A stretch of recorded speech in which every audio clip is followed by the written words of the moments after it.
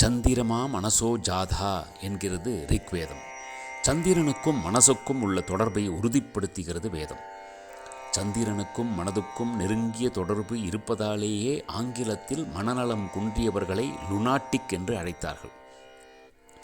நம் இந்தியாவில் மனநலம் மருத்துவம் என்பது எண்ண அலைகளால் குணப்படுத்துவதாக இருந்தது.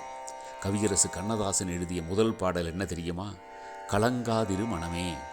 கவிஞர் வாலிக்கு திருப்பு முனையை ஏற்படுத்திய கண்ணதாசன் பாடல் மயக்கமா கலக்கமா மனதிலே குழப்பமா. மனதுக்கு அதிபதி சந்திரன், சந்திரனுக்கு அதிதேவதை பெருமாள். விஷ்ணு சகஸ்ரநாமம் பாராயணம் செய்வது அல்லது கேட்பது மனதுக்கு அமைதியை ஏற்படுத்தும்.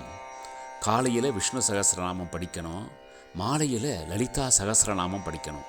அப்படி படிப்பவர்களுக்கு கடவுள் நேரில் வந்து காட்சி கொடுத்தால் கூட கேட்பதற்கு ஒன்றுமே இருக்காதாம்.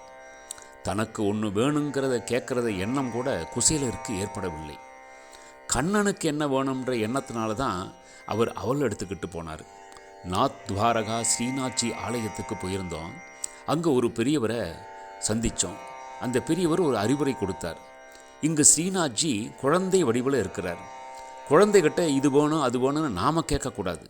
நீங்கள் என் வீட்டுக்கு வந்து எழுந்துருள வேணும்னு கேளுங்க. ஸ்ரீகிருஷ்ண சரணம் மம, ஸ்ரீகிருஷ்ண சரணம் மம அப்படின்னு மட்டும் ஸ்மரணம் செய்தவாறு தரிசனம் செய்யுங்க. மம என்பதை கடைசியில் வைத்து ஸ்ரீ என்பதையும் கிருஷ்ண என்பதையும் முன்னிலைப்படுத்தி ஸ்மரணம் செய்வதுதான் எத்தனை மகிழ்ச்சி. ஸ்ரீகிருஷ்ணா சரணம் அடைவேன் அடியேன் என்பதே இதனுடைய பொருள்.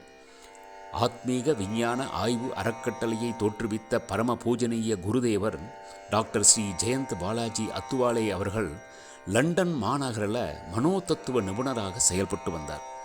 அவர்கிட்ட மனோதத்துவ பிரச்சனைக்கு தீர்வு வேண்டியவங்க பல பேருக்கு தீர்வு கிடைப்பதில் தாமதமாவது என்ன காரணம் அப்படின்னு தெரிஞ்சுக்கிறதுக்காக இந்தியா வர போபாலில் இருந்த ஸ்ரீ பக்தராஜ் மகராஜ் ஆசிரமத்துக்கு போய் அவரை சந்திக்கிறார். பக்தராஜ் மகராஜ் சொல்கிறாரு,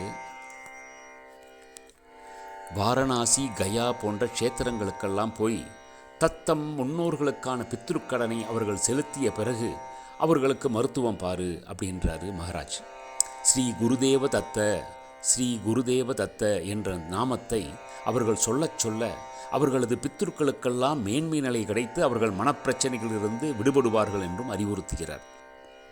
பிற்காலத்தில் அவற்றை கடைபிடிப்பதன் மூலம் தன் நோயாளிகள் விரைவில் குணமடைவதை குருதேவரால் காண முடிகிறது. பேராசிரியர் அழகிய திருவெங்கடத்து ஆசான் நான்மறையார் சுவாமிகள் ஒருமுறை ஒரு சம்ஸ்கிருத சுபாஷிதத்தை சொன்னார்.